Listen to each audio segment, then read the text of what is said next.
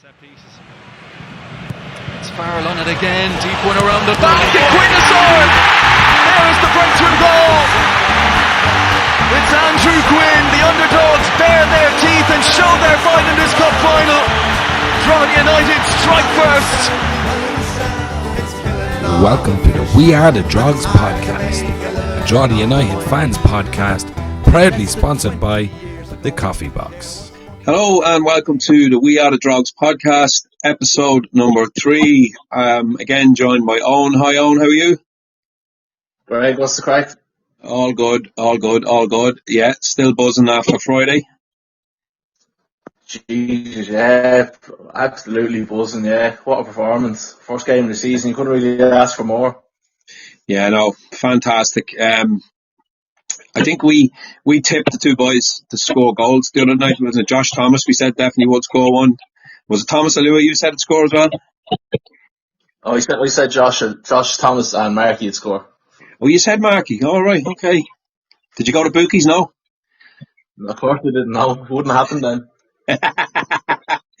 Yeah, so look, let's just, I suppose, start from the top. We start with the exact same 11 to start the game, away to Pats.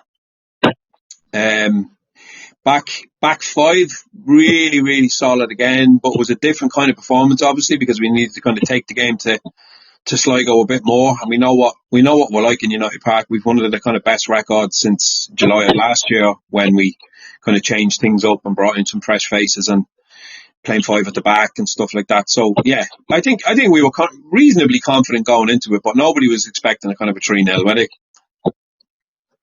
No, I thought it was just going to be a tight affair. As I said, yeah, just the lads, obviously same team as last week. Just obviously the lads had a bit more space and stuff to go forward. Yeah, they weren't Pat's controlled the ball against us in the first game, but obviously Sligo weren't doing that. So lads had a bit more freedom. Markey had a bit more space. Markey's one of the best games to draw, I think, in a long time, in my opinion. Yeah, no, Markey was just unbelievable. He's kind of unplayable when he's in that mood. He really is. It's so difficult to try and to defend against, and the ball just seems to stick to his foot. He's one of those kind of players where you think he's lost it, and just he'll stick in a little toe and take the ball back. And just finds these little pockets of space, and his movement, and yeah, everything about him, man. He really is top class. Has to be said, I also feel that Ryan and Shane Farrell both had top games as well. Really good, really competitive. Gave it everything as well.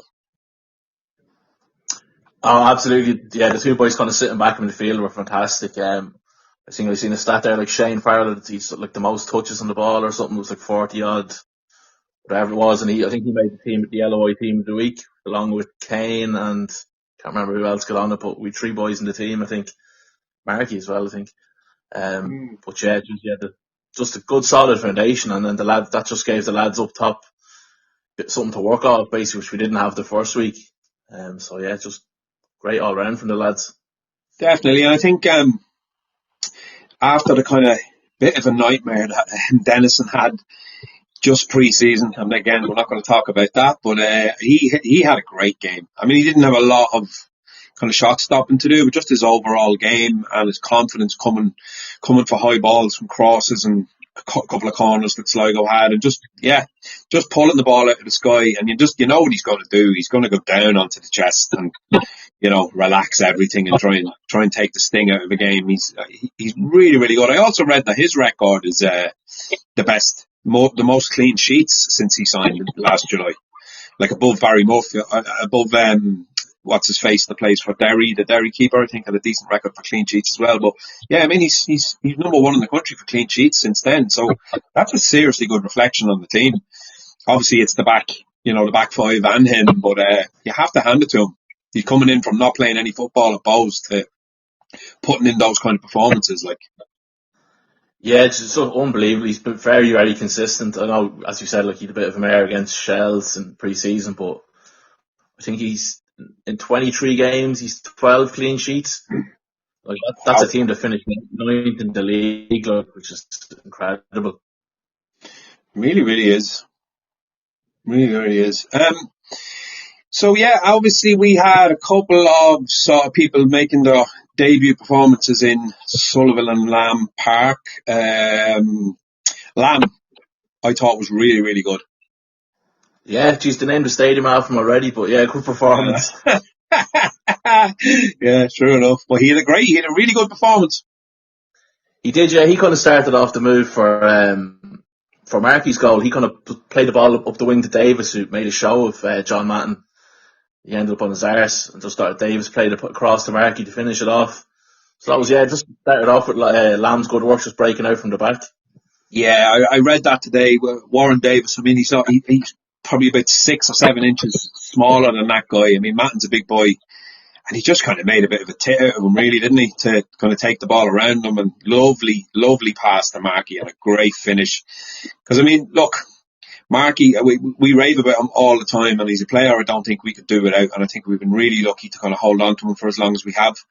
But if he could add goals to his game, you know what I mean? He'd just be a serious all rounder, like, because his actual, as we just said a minute ago, his actual play is superb.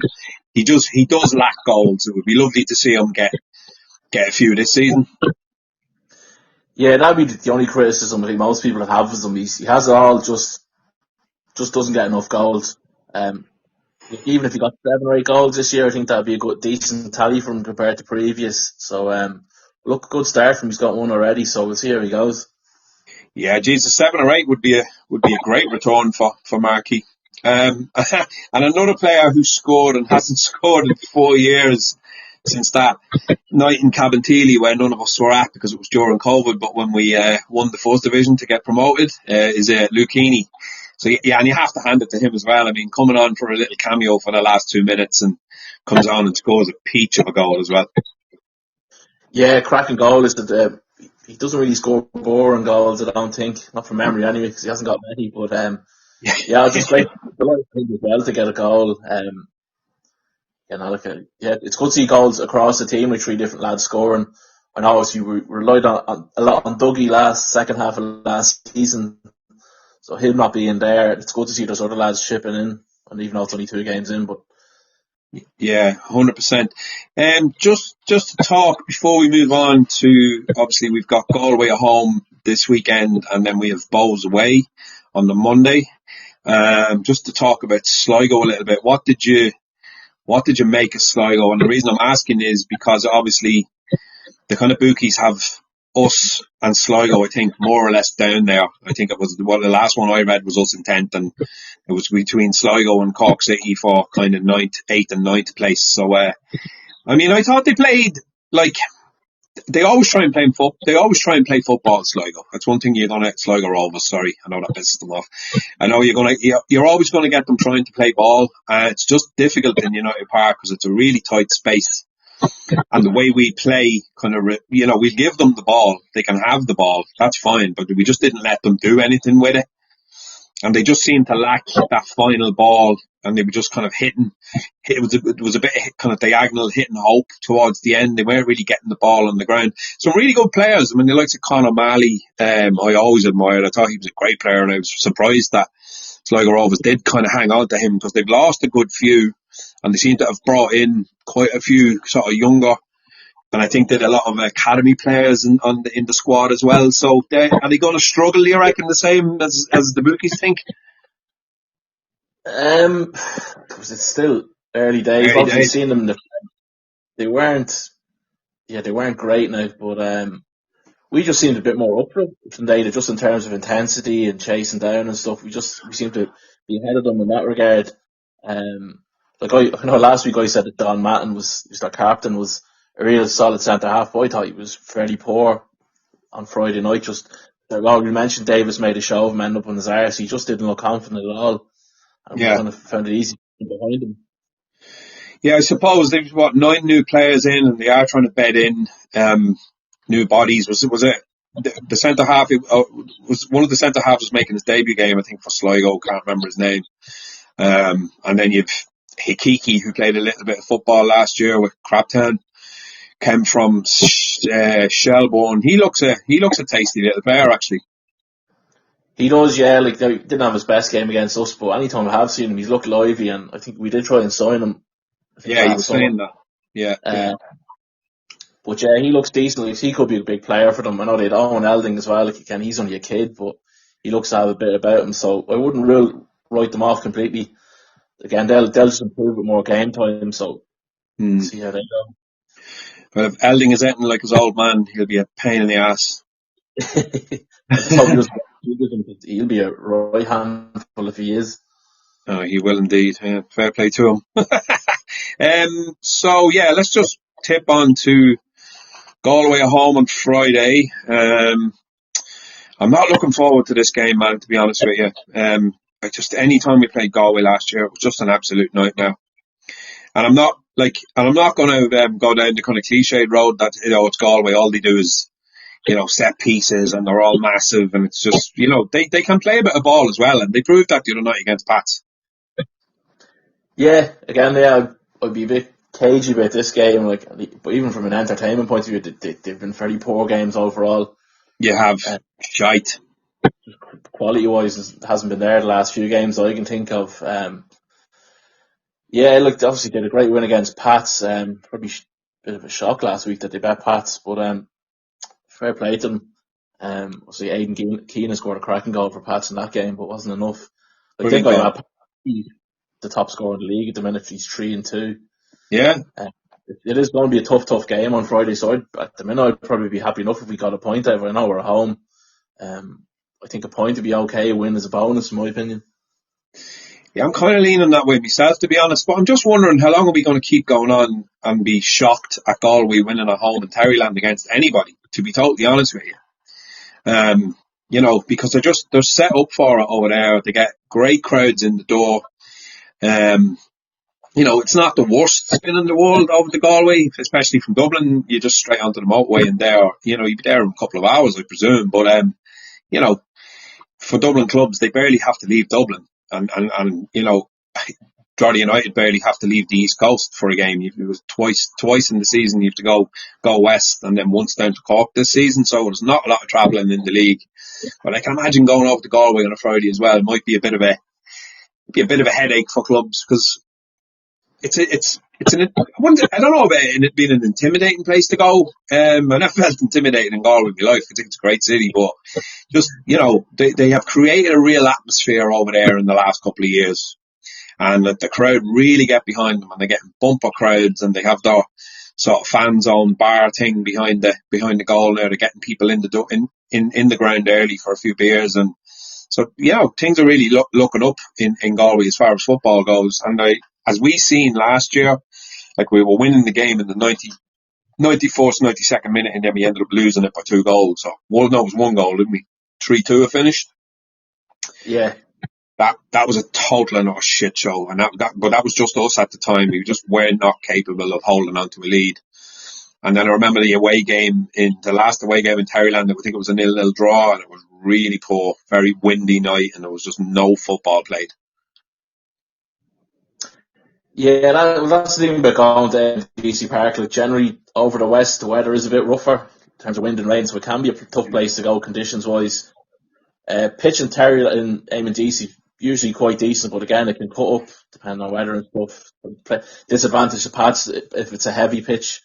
So yeah, look, they're coming over here on Friday. Our pitch actually quite decent, Nick, probably because it hasn't been used compared to other pitches. But yeah, it's going to be a battle, I think, on Friday.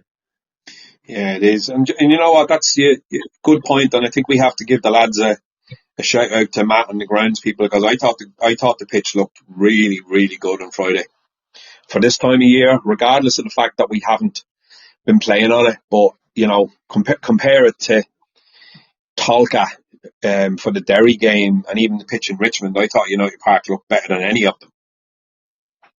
The surface, like. It did, yeah. Well, yeah. See, on Friday, like, it looked nice to play on. Just, it was a bit slippy, but it had been pissing rain earlier in the day, like, so. But in terms of, it didn't look like I had mucky patches around like a lot of the other pitches. So just hopefully we get a decent spot of weather and improves even more. Yeah, absolutely. Looking back in the highlights and the commentary, Jesus Christ, there was Sligo players were seemed to be slipping every minute and a half. Yeah, I don't know whether they had the wrong boots on or whatever, but our lads didn't seem to slip as much. It's a bit of a funny one, but Yeah, very, very peculiar. So we give we'll move on to the Bowls game briefly as well. But before we do, have you a prediction for Friday night? I'm going to say 1-1 draw. Oh, right, okay. I am leaning towards 2-1, 2-1 Drogheda. I take that as well.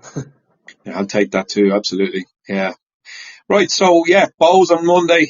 Dalymount, they lost against Derry. I didn't get to watch much of this. I seen the goal. Duffy scored a screamer from a set piece. Class goal. I didn't really read much match reports or anything about it. Did you? Did Bowls play well or Derry play well, or did you hear anything? I didn't see a whole lot. I've seen the goal and I've seen the red card, the both managers getting sent off, which was hilarious. But Oh, that far, just leaving the technical area. so I think it was one of the Derry players was sort of on the sideline and he was coming out, he was just in play, just came off the pitch, and Reynolds sort of really squared up to him, or he stick a foot on him or something, and then Lynch came over into the other technical area, which I think by the rule is a red card, going into the opposition's technical area. So yeah, look, he'll probably be banned for Monday now, I'd imagine. Probably a 3-game ban, maybe something like that. Jesus Christ, So, fuck's sake. Stevie O'Donnell calling the shots probably on Monday night. That's a good thing, I take it.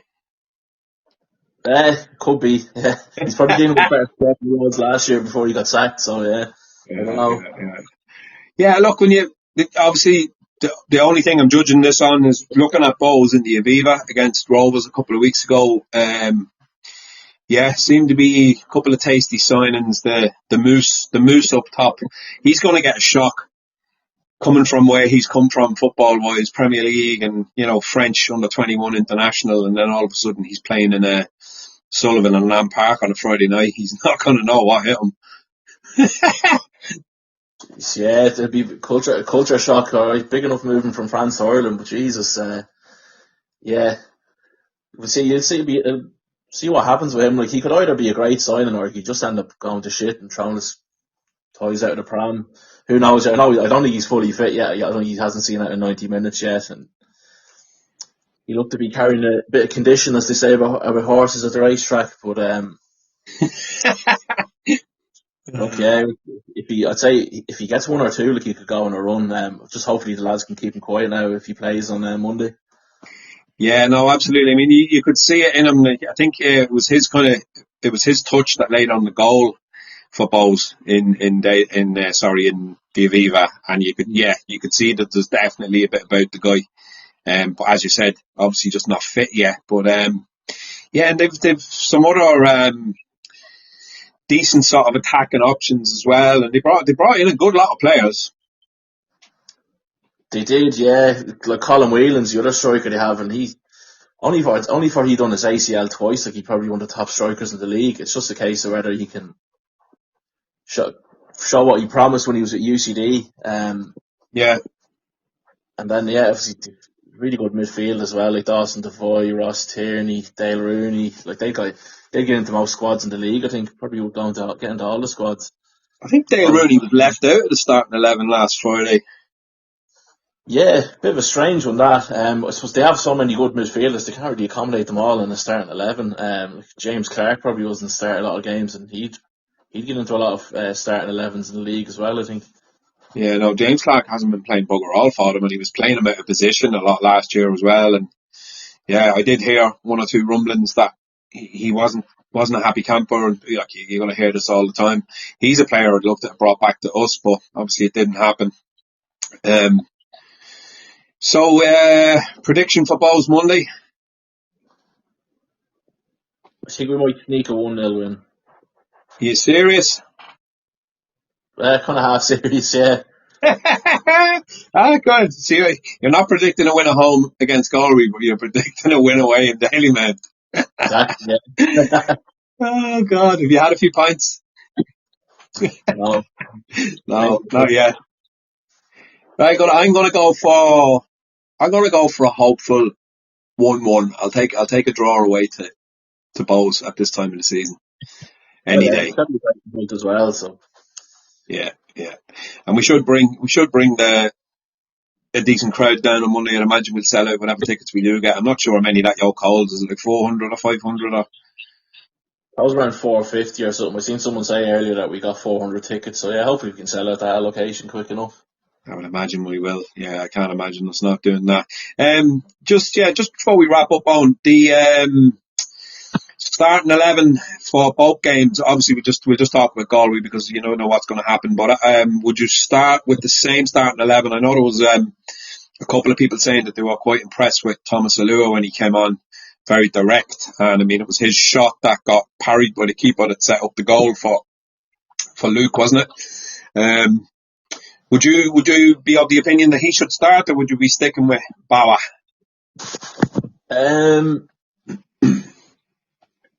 Not sure. I think he'll either start Friday or Monday night.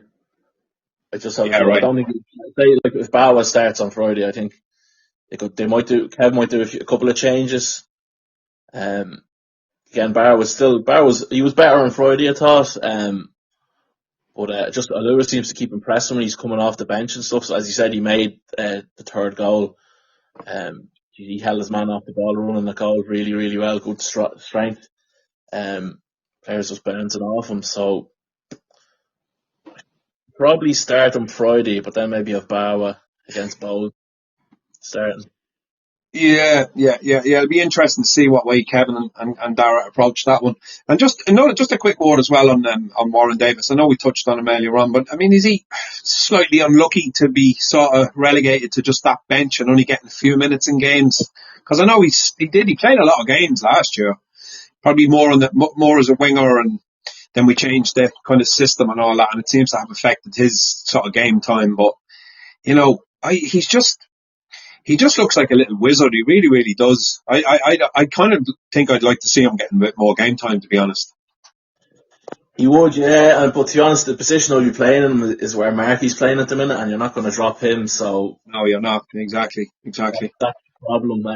But yeah, he was really good when he came on, and he made a show of John Martin for Marky's goal. So it's good to have players like that that just make an impact off the bench. And you know, if one of the lads has a knock, say if Marky has a knock, just throw him in. No point risking Marky in certain games. Just straight swap for David, I think. Yeah, no, 100%. I mean, you're going to, obviously, that's a big part of the game is having a strong squad, and it's something that we've been trying to build over the last few years instead of like having a decent starting 11 and, kind of the bench made up of kind of kids and, bit part players. But I think when we do get the two lads back from injury, Alicia and DJT, the squad looks good. We can definitely rotate it because we're going to have a lot of games this year with cup games and the European venture as well. Hopefully we get one or two games out of that. We'll definitely get one. So yeah, I mean, you just hope that. I think Kevin and Dara and the squad, there seems to be a good unity there, and I know Warren is part of that carpool with Dara Markey and all those lads, and I think he made a beeline straight over for him, and there was a big hug going on. He seems to be happy enough within himself, because you know the way a lot of players are just not interested in sitting on the bench. But I suppose he's been here a while and he is young, and he stayed on to try and take his opportunities. And if he kind of has those kind of impacts as a little cameo player, brilliant. And then we might start relying on him a bit more coming into the summer. And as you said, if one of the others gets an injury, and you're going to have to rotate players with these Friday, Monday games, regardless of going part time, it's still a tough one to play 2 games in 4 days. Like, Absolutely, yeah. I think we probably will see a bit more rotation in the squad on the Friday, Monday. So, like I said, I do think we probably will have maybe 2 or 3 changes between Friday and Monday. yeah, Again, depends on how the players come out. Like, if a player has a bit of a knock on Friday after the game, he could be touch and go for Monday. Say previously Kevin would have risked him. He may not yeah, do that now with the better options in the squad. So, be yeah. interesting to see how much the difference in the 2 games. Who starts? Did Josh Thomas did come off with a little knock, didn't he, on Friday? But he seemed fine at the end when he ran over to celebrate, and didn't seem to be any sort of impact whatsoever. I didn't even notice that myself. I thought he was just taking him off for just a bit of change. But Maybe I imagined it. Yeah, no one's come out anyway. That players, No. I think they all were okay. So Clean bill of health. Just before we wrap up, I know I probably said that 3 times, just to give a shout to Adam Foley, who announced his shock retirement. Was it yesterday or today he announced that? I was surprised because he's only just announced that he was sort of was it sort of a coaching role, and he was going to play for Carrick up the north. Yeah, he just announced it yesterday. I think he only signed for Carrick Rangers a couple of weeks ago. Yeah, that's it. Yeah, I think from what I'd heard, I think he mainly did want just like a coaching role, but they were kind of saying he had to come as a player coach. Obviously we don't know so it maybe wasn't working out there. I don't know. It's a fair old trek up there, like, so maybe it just didn't suit him anymore. And he just wasn't as well. I've probably gone from a team in the Premier Division to a team that's struggling at the bottom of the Northern Irish Premier League. It's a big change, I suppose. Yeah, no, I'd imagine it is, but he was. I know he wasn't with us for all that long, but he did definitely become sort of a fan's favourite and a bit of a cult hero, like, because he lives in town as well, and the kind of player that you'd bump into out on the beach. I bumped into him on the beach a couple of times, and Jesus, the man had time for you. He would stand and chat to you all day about drugs, and he seemed really passionate about it. And apparently he's going to be going to games, and he's going to pop in on the Friday himself in Webster. And I know they were at the President's Cup game as well. And, you need players like that to help sort of build the community of a football club. And he definitely did that. And he's definitely going to be missed in the dressing room for that kind of attitude. Really positive guy and a good player. Jesus, scored a few absolute peaches of goals for us over the last couple of years. And, so just I just wanted to mention that just a big thanks if he ever listens to this. Fair play to him for all he did for us, and wish him the best of luck with his retirement, I suppose. Absolutely, yeah. Can't really add much more to that. As far as I know, he's got a season ticket, so we will see him up at Sullivan and Lamb Park throughout the year. Cool. Pop into Muddles for a pint afterwards, Adam. We owe you one. Absolutely. Right on. So we leave it at that, and I will see you on Friday for Galway, and then hopefully in Dalymount on Monday for the Bows. Cheers on. Yeah, see you then, Greg. Look. So guys, really happy to introduce our first guest to the We Are the Drogs podcast. I'd just like to introduce Mr. John Rice, or as I know him, DJ Defensive Mix-Up. And there was a few defensive mix-ups the other night, John. Good evening, Niall, and what an honour it is to be the first guest on the We Are Drogs podcast. I was actually delighted, Niall, to see that you'd set up the podcast there a couple of weeks ago. I think the whole new media around the League of Ireland is just another sign of the excitement around the league and fans getting involved and more involved. In Sligo here we have a podcast as well, the Bitter Red Supporters Trust podcast, which comes out every week during the season. And it's just a fantastic way for fans to get a more in-depth feel for the club, get involved for the club, reflect more on the games, look forward to the next game. It just builds excitement. So congratulations and well done to Owen and yourself on getting it up and running. And I wish you every success with it. Yeah, cheers. I mean, look, to be honest, John, it's literally just, it's what it says on the tin. It's literally a fans podcast for us to just sit about and chat about the games and all that. But I've been thinking about it for the last couple of years, and I just never really got round to doing it. And it was coming towards the end of last season with all the madness that was going on around us. I decided, look, I think we definitely need to sit and talk about all this stuff and sort of document things and kind of talk about what's going on. And as you said, the Sligo podcast I listen to quite regularly, especially in and around when we're playing them. So I had a good listen to the Sligo Rovers podcast during the week. So if any of the lads are listening, they won't be too happy because they were fairly sure they were going to get something out of that game the other night. But anyway, we'll get to that in good course. You were at you were at the game yourself, because I know you actually live local to us. You're at Bettystown, so. Well, exactly. Yes, yeah. I've been involved. I've lived in Drogheda now. I'm born and bred in Sligo, hence the Sligo Rovers till we die connection. But I've lived in Drogheda for 30 years, and Wow. I've been involved in football, soccer in Drogheda all that time as well. Like we started up Donacarney Celtic Youth Football Club out in Bettystown in 2004. Brilliant. That club, we start off underage, which you start off with your own kids and all that. And now the club is 32 teams or something. Is fantastic. And I was involved with the Drogheda District School Boys League for the Kennedy Cup in 2014. So it's actually, it was wonderful there during the week. We signed the chap Jake Dillon Hayes. You might have seen that from Hibernia in Scotland. And he was one of the star players in that under 14. He was playing with Cavan Monaghan League in that Kennedy Cup tournament. Right. And he went to Aston Villa at 16 and then to Scotland. Then he went to St Mirren. Then he played over 70 first team games with Hibernian, which is in the Premier League in Scotland. Then ankle injury, and now he's kind of trying to make his way back, I think, through the Rovers. So we were both, myself and my son, were very excited to see him make a start with Rovers. So hopefully he's successful with us this year now. But anyway, a huge involvement, and I've been up in at Drogheda so many times. It's a great place to go as an away fan, because the away facilities are excellent, with plenty of room, really good view of the game. And it's always exciting. And the other thing, Niall, as you know, after the cup final and everything, the atmosphere at Drogheda has really, really, in fairness to the Drogheda Ulsters and their displays and so on, they're absolutely excellent.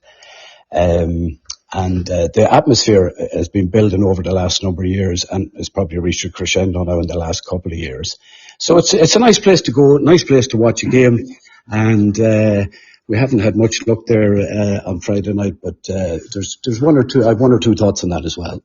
Yeah, I'm sure you have. Yeah, look, John, I know what it's like going to any ground as an away fan. I mean, United Park or Sullivan and Lamb Park or Hunky Dory's Park or Weevils Park, or, pick a name at this point, because there's been that many of them. I mean, I think everybody's under no illusion that it needs level, and we need to get out of there and move into a purpose-built stadium. And I know that's kind of on Sligo Rovers' agenda as well. You guys got a few quid from the sports capital grant and stuff there a while ago, and I wish you the best of luck with that, because the plans for Sligo Stadium look fantastic. But so the new Drogheda Stadium is down kind of very close to where I actually live, Newtown, on the Newtown Road. So we're kind of all waiting. But in the meantime, they have done a little bit of an upgrade to the existing facility. The toilets have all been moved.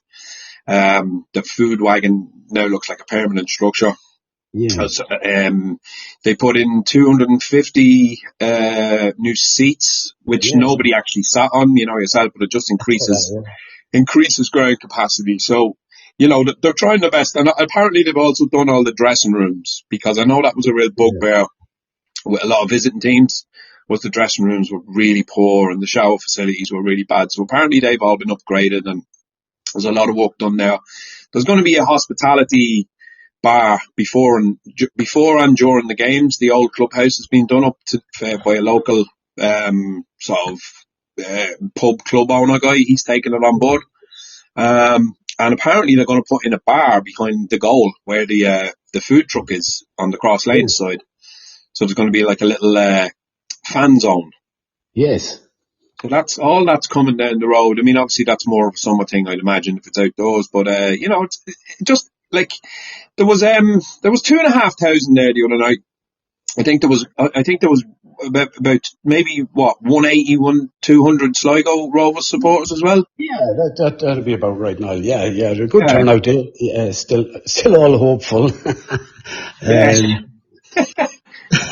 But it's interesting you mentioned the fan zone. Like the podcast is one thing, but in Sligo now at all the home games at the Lockgill Brewery, which is a local brewery, have a fan zone, and they're actually putting on a DJ before each game as well. And I'll actually be performing myself on the 15th of March versus on the Derry City night. So all those kind of things are causing just more excitement for people that get them into the ground early, around 6:30, get a little bit more build up to the game. So I think your idea there of having your fan zone, a little bit of a bar facility and so on, that's all fantastic. That's the way to go. make it a bigger night experience for the fan.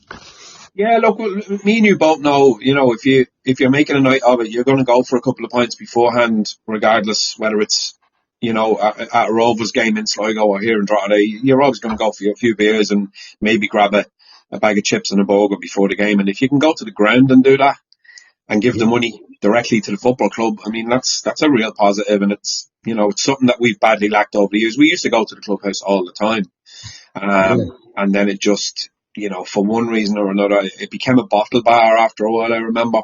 I'm going back a long time now. And then they ended up losing the license, and then nobody would take it on because it was hard to have. I think it was hard, like it was a separate license. It wasn't like a pub held the license and they just opened the bar at weekends. I think whoever had the license kind of needed it to be an ongoing concern. Like during the week, it would have needed to be open, and because I do remember years ago going to like 24th and 30th birthdays and different things in the clubhouse in United Park, and it was always quite busy and vibrant, but it just kind of deteriorated over the years. I think the clubs how we're doing on the pitch kind of really reflects how you're going to do off it, as you know. Yeah. So that's kind of happening at the moment. There's a bit of a kind of riding the crest of the wave after winning the playoff and obviously the cup final the week before. And we've had an okay start this year. Nobody's getting too excited. An away draw to Pats was a reasonably good result, considering the bookies' favourites. And then to score 3 against Rovers the other night was absolutely fabulous. So we'll get to the game anyway. Look, I'll ask you your thoughts on it first before I give you mine. Yeah, well, I think the first thing, if you're talking to any Sligo Rovers fan, the first couple of games of the season, you always have to look at the kind of context that Sligo are operating in. Sligo and Bohemians are the two member-owned clubs in the League of Ireland. That means members in the AGM only.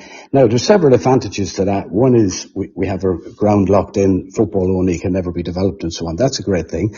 The second thing that's very good is we have an AGM, members AGM, which the accounts are outlined, and the strategy and the spending for the year ahead is actually outlined at that meeting. Something David Rowe, the chairman or the treasurer, would have outlined a situation where we lost 400,000 the previous season.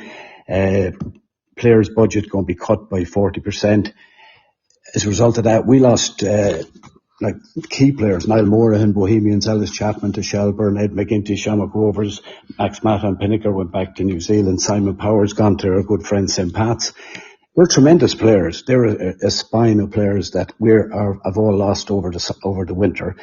We're coming into a new season, 9 new players, and we have 6 academy players in our first team squad as well.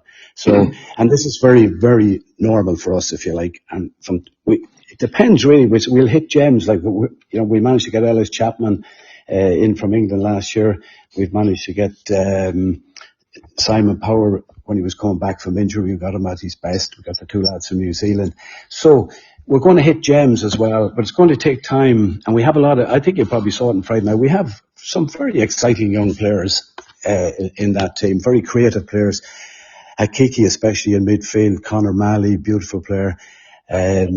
So these guys have got to all gel, and I suppose the only fear we have is that, we can't spend too long gelling. We've got to get going as quick as we can.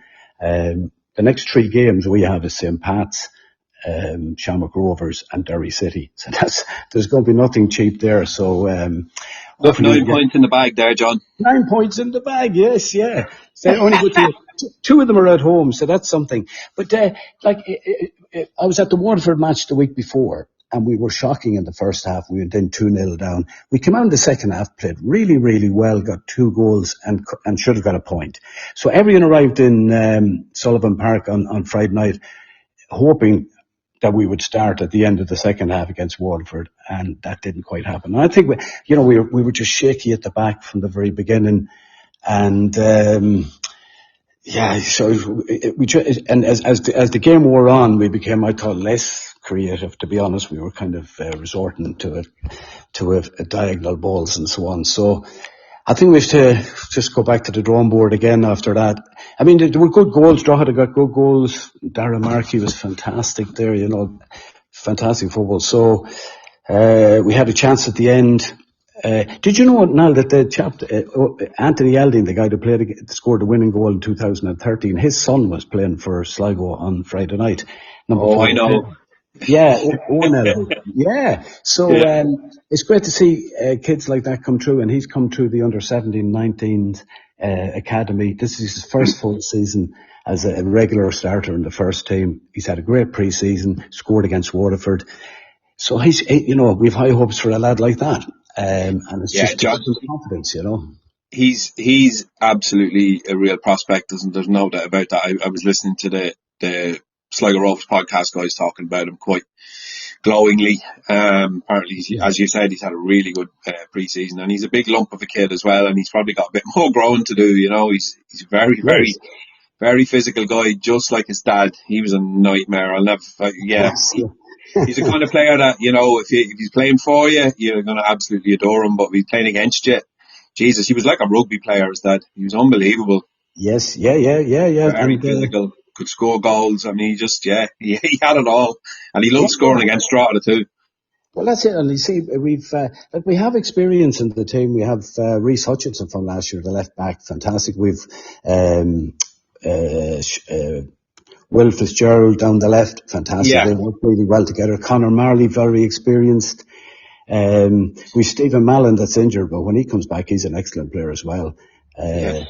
Sure, it's just a matter of confidence with our lads, and I do think when we get going, we'll be a very, very tidy team. But we just didn't.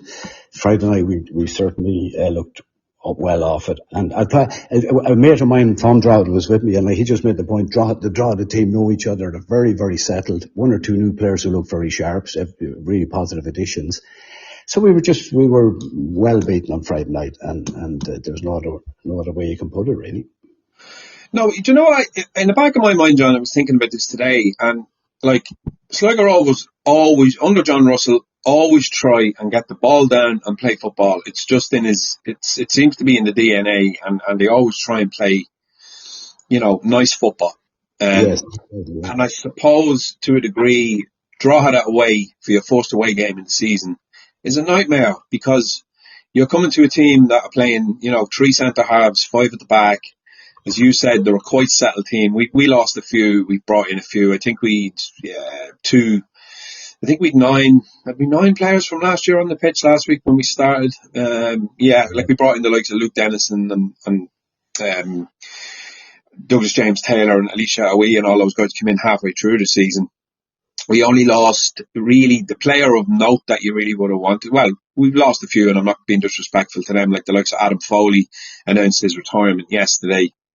Yeah. Dave Webster announced his retirement at the end of the season. And we lost Franz Perrault, who ended up in Bosnia. Yeah, sorry, I heard you saying that, yeah. Yeah, apparently on massive, massive money. But, and even again, he did score some significant goals last year. He scored 2 goals in the playoff. But we're looking at that lad that we brought in, Josh Thomas. He's on loan. He's on a season-long loan from Swansea. And I'm sure you've seen it the other night, but that guy has some running in him. People were comparing him to Jamie Vardy. He's that kind of a player. He will just run and run and run and run. And eventually he got his goal. It was a lovely cut back to the edge of the area, and he just placed it in the net. So that's his first kind of senior goal in league football. Yeah.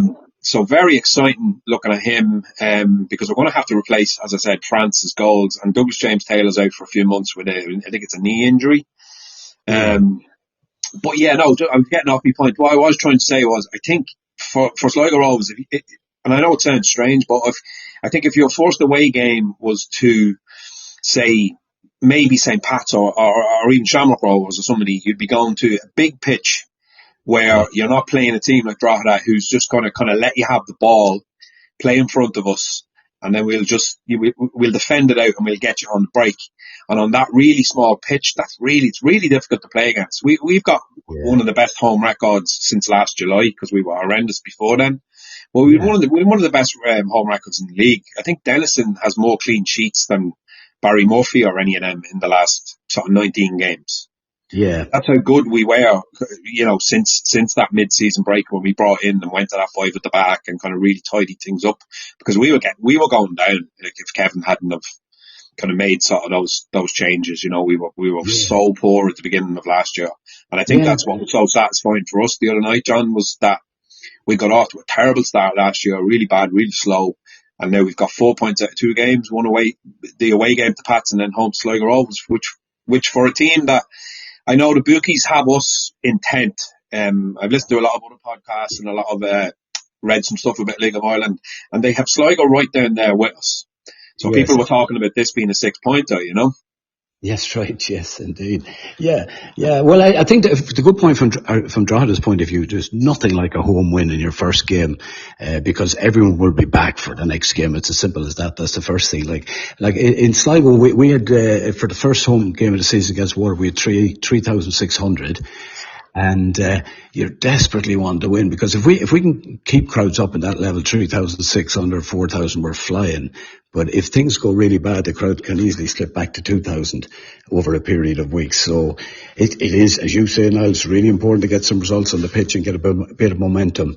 And what exactly what you're saying is correct. John Russell actually signs a certain type of player. He loves a neat and tidy, give it a go type player. We have those in the squad, but they're all very young and inexperienced, and hopefully they can get going fairly soon. So that it'd just be great to see them get a little bit of a few results and a little bit of confidence. And confidence is such a narrow, tiny thing, isn't it? Oh, it really, really is, John. Just to ask you, because one of the kind of reasons I wanted to get you on, it's really, really good to kind of have an outside opinion from time to time. As I said, like they have us kind of nailed on, I think, for relegation. So we're going to finish in 10th. And the other ones I seen was pretty much, it varied between sort of 8th and 9th for Sligo Rovers and Cork City. Yeah. What's your opinion on that? I mean, I know the bookies have got it so wrong so many times with League of Ireland, because I don't think they really know the league, not like we do. No, but the really interesting thing that I've noticed over the years now, and I've been watching League of Ireland a long time, is, and you will notice there's a lot of very, very talented players coming into the league, particularly on loan from England and so on. These are, and the first time you see them playing, you think, my goodness, why are they playing here? These guys are superb. They have everything you need. And then after a while, you start to see that little bit of lack of mental toughness, maybe, and resilience in them. And that actually is the reason that they're finding it tough. So the bookies have no idea what's going to happen, because in a lot of cases, the teams, it takes 5-6 matches before you have any idea what momentum the team is going to do in terms of gelling together. The reason being that most of the players are on 40-week contracts, 1-year contracts. The teams are changing. I mean, back in the day, it was all the Dublin players just interchanging around in the merry-go-round. And nowadays, as I say, we've 9 new players this year. It's how well they gel together. There's no question Russell will get them, look after them, give them every confidence, coach them well. But how well they gel together, the bookies have no idea about that. So we're, in Sligo, we take offence. I'm sure you heard the lads on the Bit of Red Supporters Trust. They take grave offence at the bookies' predictions, but they're completely inaccurate, and we don't know. You really don't know. I mean, who could have predicted the way Derry, for instance, capitulated at the end of last season as well? You just don't know. So I think what we're going to do is, what we're always going to do is, we've from the Sligo point of view anyway, we're going to get stuck in. We've 9 new players, we've 6 academy players. Some of their academy players are going to break through. We definitely have talent, and I suppose it's the old story. You got confidence, and the fans have a job in giving that confidence as well. We have to be positive. So we're off to Pats next week. Then it's Shamrock Rovers at home. You just have to hope we can get some points there, And I'm sure. Do you not feel the same, that the bookies thing? I wouldn't put too much sauce on it, really.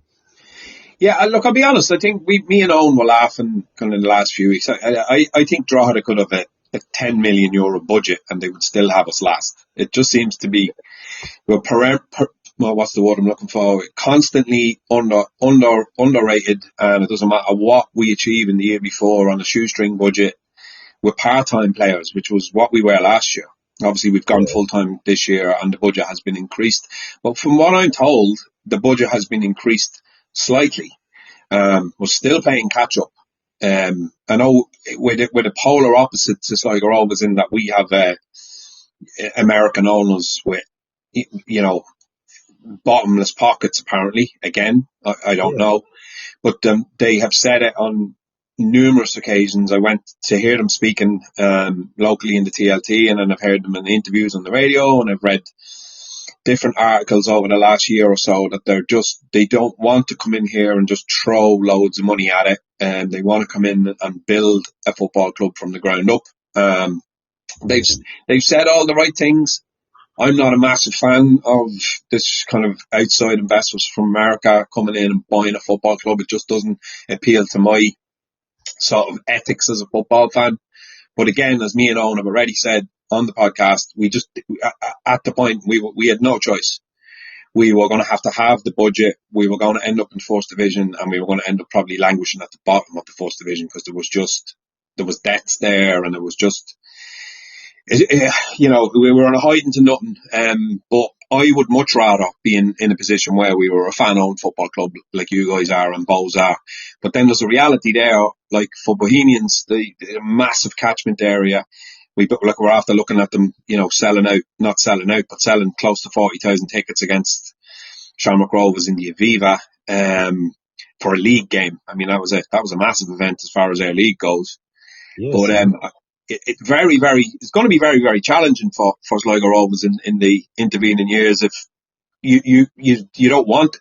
Would you take outside investment? Is that the? Well, you see, it is really interesting, Niall, this whole question, because another thing that's going on, if you like, side by side with the whole thing is the football and social responsibility thing, which has now come into the licensing. So there's the UEFA are saying that to get a license in the future, you will have to have a full-time football and social responsibility officer, and you will have to be involved in a whole lot of community initiatives.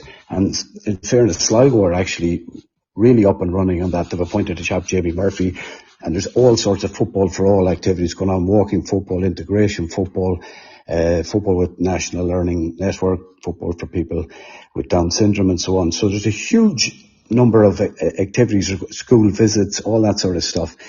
So in the future, Niall, I think what's going to happen, if you take someone like Sligo Rovers, the showgrounds is going to be rebuilt, redeveloped. The first impact of all that is there's more space for those kind of community initiatives. You need space, you need rooms, you need meeting rooms, you need pitches, all that. And where I would see the thing in the future going is that the showgrounds opens at 9 o'clock and every single morning, the lights are on, and various community activities and initiatives are going on, so that a huge network of people are involved with Sligo Rovers, and Sligo Rovers is absolutely essential supplier of certain good things into the community. And brilliant. And then add on to that, our chairman Tommy Higgins, who was former chief operating officer with Ticketmaster worldwide and so on. But he was involved in the Tree Arena from the very beginning. He says, when I said build 3,000 seat arena, people said it's too big. He built it and it's filled. Now it's up to 9,000 and they're saying it's not big enough.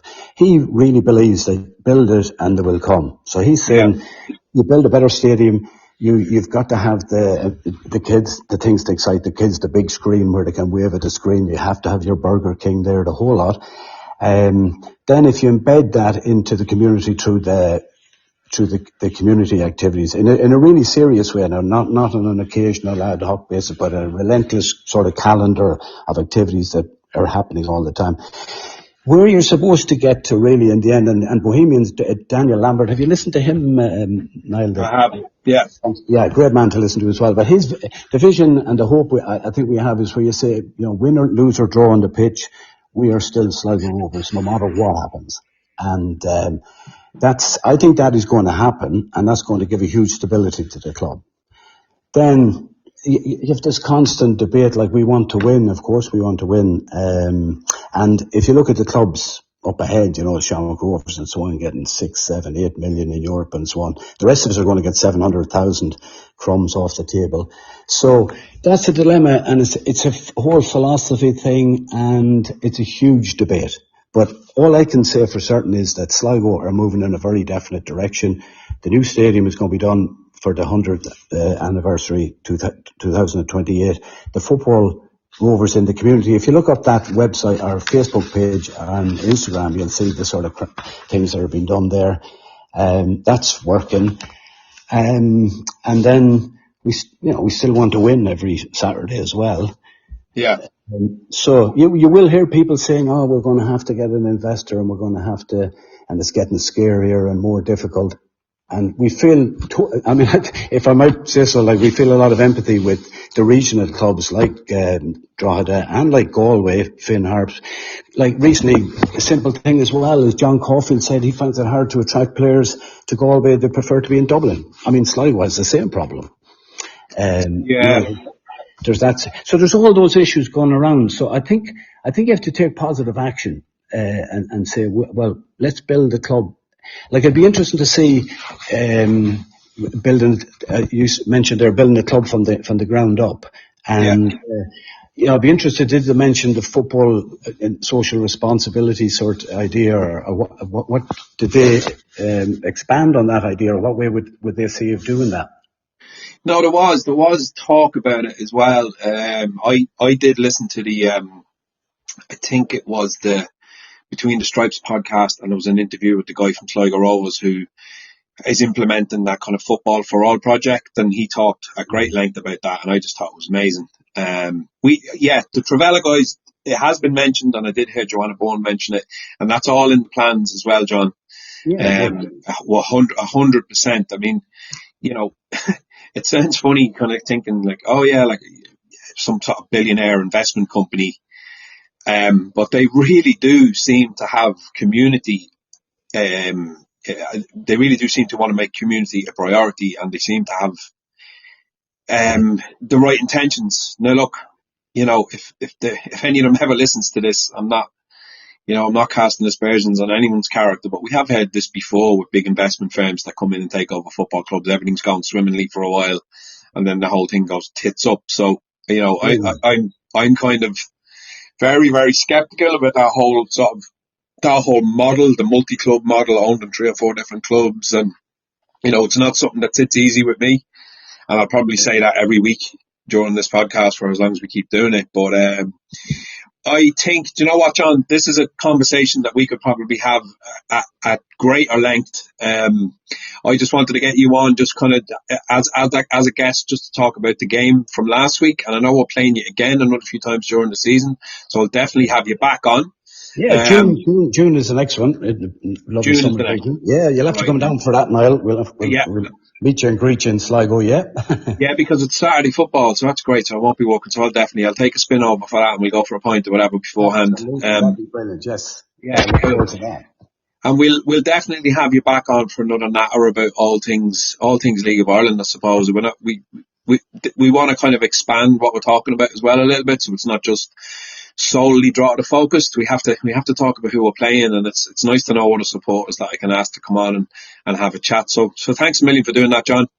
Delighted, Niall, and as I said, from the very first time I ever met you, we've always been talking football in between the music, so it's fantastic. And wish you every success with the podcast, and I'll certainly get some people over here listening to it as well. Brilliant. Cheers, John. Thank you, Niall. Cheers.